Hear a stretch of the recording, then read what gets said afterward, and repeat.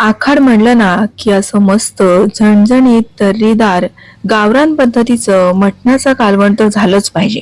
आज आपण कुकरमध्ये अगदी झटपट खूप काही पसारा न करता अवघ्या 15 ते 20 मिनिटांमध्ये झटपट गावरान चवीचं मटणाचं कालवण कसं तयार करायचं याची साधी सोपी आणि अचूक पद्धत पाहणार आहोत. नमस्कार, मी प्रिया, तुमच्या सगळ्यांचं खूप खूप मनापासून स्वागत. इथे मी 1 किलो हे असं ताजं आणि कवळं मटण घेतलेलं आहे. याला आपल्याला हळद, मीठ आणि हिंग लावून मॅरिनेट करायचं आहे. 1 चमचा हळद घातलेली आहे, पाव चमचा हिंग घातलेला आहे. हिंग घातल्यामुळे मटणाचा जो उग्र वास असतो तो अगदीच नाहीसा होतो. आणि चवीपुरतं मीठ घालायचं आहे. मटणाला जेवढं मीठ लागणार आहे तेवढं मी आत्ताच या स्टेजला घालून घेतलेलं आहे. हळद, मीठ आणि हिंग, तुम्ही जर हिंग लावत नसाल तर नक्की एकदा माझ्या पद्धतीने हिंग, हळद आणि मीठ लावून हे मटण असं चांगलं मॅरिनेट करायला ठेवून द्या. आता आपण साधारण अर्धा ते पाऊण तास हे असं झाकून ठेवणार आहोत. तोवर आता काय करूया, तर वाटणाची तयारी करायची. वाटणाच्या तयारीमध्ये बघा, मी आज गावरान पद्धतीने करते म्हणून हे एक छोटा खोबऱ्याचा तुकडा चुलीवर जसा भाजतात त्याच पद्धतीने भाजून घेतलेला आहे. पण आपल्याकडे चुलीची सोय नाहीये, त्यामुळे या पद्धतीने अशी गॅसच्या बर्नरवर जाळी ठेवायची आणि मस्त असं खरपूस आपल्याला खोबरं भाजून घ्यायचं आहे. आणि कांदा सुद्धा याच पद्धतीने भाजून घेतला. 1 चमचा खसखस घातलेली आहे, 1 चमचा पांढरे तीळ घेतलेले आहेत, 10 ते 12 लसणाच्या पाकळ्या, 1 इंच आल्याचा तुकडा आणि अगदी थोडीशी कोथिंबीर घालायची आहे. कोथिंबीर जास्त घालायची नाही, नाहीतर रश्श्याचा रंग काळपट येतो. बरं, खसखस आणि तीळ सुद्धा हलकेसे भाजून घेतलेले आहे. आता हे मिक्सर मधून अगदी कमीत कमी पाणी घालून बारीक असं वाटून घ्यायचं. आज आपण मटण हे कुकरमध्ये बनवणार आहोत, त्यामुळेच अगदी झटपट म्हणजे 15 मिनिटांमध्येच आपलं मटण बनवून तयार होतं. इथे मी हा ट्रायप्लायचा इंडस व्हॅली या कंपनीचा हा कुकर घेतलाय. यामध्ये साधारण 3 चमचे इतकंच आपल्याला तेल घालायचंय, फारसं तेल सुद्धा घालायचं नाही. अगदी छोटा कांदा, त्यातला पण मी अर्धाच कांदा अगदी बारीक चिरून तो या तेलामध्ये आता घालून घेतलेला आहे. हलकस आपल्याला हा कांदा असा परतून घ्यायचा आहे. आपण कांदा खोबऱ्याचं वाटण केलंय त्यामुळे मी ते खूप कांदा वापरला नाहीये. त्यानंतर थोडीशी जी मटणासोबत चरबी आली होती ती सुद्धा या कांद्याबरोबर अशी चांगली परतून घेतली ना की मग रश्श्याला चवही छान येते आणि मस्त असं तर्रीदार आपलं मटण तयार होतं. मिनिटभर चरबी सुद्धा परतून घेतली. आता गॅस अगदी लहान करायचा आणि मसाले घालायचे. मी इथे 2 चमचे घरगुती मसाला घातलेला आहे आणि 2 चमचे कांदा लसूण मसाला घातलेला आहे. कांदा लसूण मसाल्याची लिंक तुम्हाला डिस्क्रिप्शन मध्ये देते. आता यावरती अगदी पाव चमचा हळद घातलेली आहे, कारण आपण सुरुवातीला 1 चमचा हळद मटणाला लावून ठेवलेली आहे. अगदी बारीक आचेवरती फक्त अर्धा मिनिटच हे मसाले असे परतून घेतले. लगेच आपण जे तयार करून घेतलेलं वाटण आहे ते यामध्ये घालून घ्यायचं. बघा, मी जास्तीच अजिबात या वाटणात पाणी घातलं नाहीये. छान असं अगदी बारीक गंधासारखं असं वाटण वाटून घेतलेलं आहे. आता हे चांगलं असं एकदा या मसाल्यांसोबत परतून घेतलं.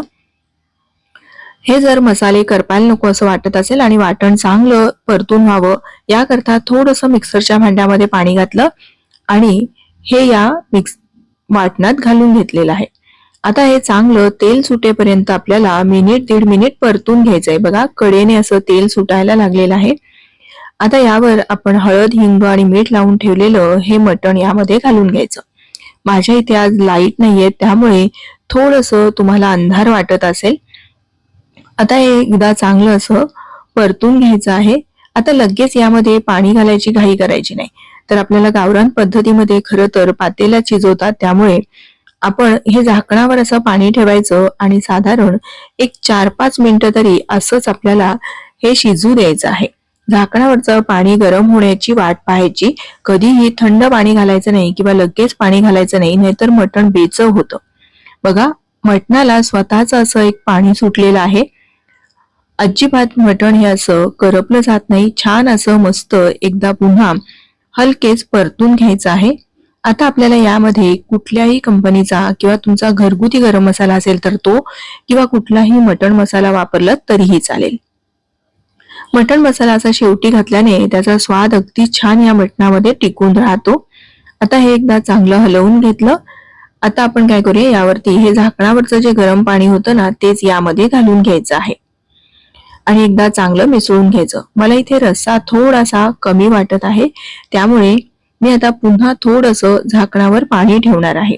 प्रत्येक वेळी असं झाकणावरच पाणी ठेवायचं आणि ते पाणी यामध्ये घालू शकतो. असं झाकणावर पाणी ठेवून वाफ घेतली की मटणाला छान चव येते. अगदी मस्त गावरान पद्धतीचं आपलं हे मटण तयार होतं, जरी आपण कुकरमध्ये केलं तरी. कारण पातेल्यात शिजवायला ना बराचसा वेळ लागतो, गॅसही वाया जाते, म्हणून मी नेहमी या पद्धतीने करते. आता रश्श्यामध्ये मीठ बरोबर होतं म्हणून मी जास्तीचं मीठ घातलं नाही आणि लगेच झाकण लावायचं आणि आपल्याला फक्त 3 शिट्ट्या करायच्या आहेत. मी हा इंडस व्हॅलीचा कुकर वापरते, हा ट्रायप्लायचा असल्यामुळे अगदी जाड तळाचा आहे. जर तुम्हाला घ्यायचा असेल तर लिंक डिस्क्रिप्शन मध्ये देते. तसंच प्रियाज किचन नावाचं जर तुम्ही कुपन कोड वापरला तर तुम्हाला 12% डिस्काउंट सुद्धा मिळेल. आता आपल्याला फक्त 3 शिट्ट्या करायच्या आहेत. गॅसची आच मध्यमच ठेवायची आहे.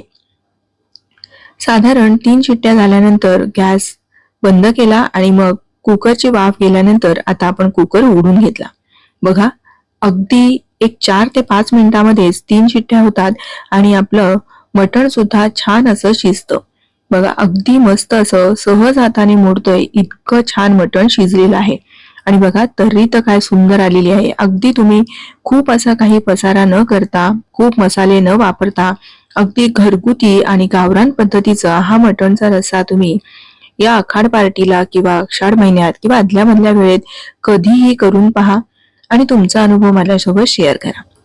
असं हे चमचमीत गावरान चवीचं मटणाचं कालवण पाहून कोणाकोणाच्या तोंडाला पाणी सुटलं मला कमेंट करून जरूर कळवा. तुम्हाला आजचा व्हिडिओ आवडला असेल तर प्लीज एक लाईक करा. तुमच्या मैत्रिणींना आणि नातेवाईकांना जरूर शेअर करा. अशा छान छान रेसिपीज पाहण्यासाठी प्रियाज किचनला सबस्क्राईब करा आणि बाजूला असलेलं बेल आयकॉन सुद्धा प्रेस करा. पुन्हा लवकरच भेटूया अशाच एखाद्या छानशा रेसिपीसह. धन्यवाद.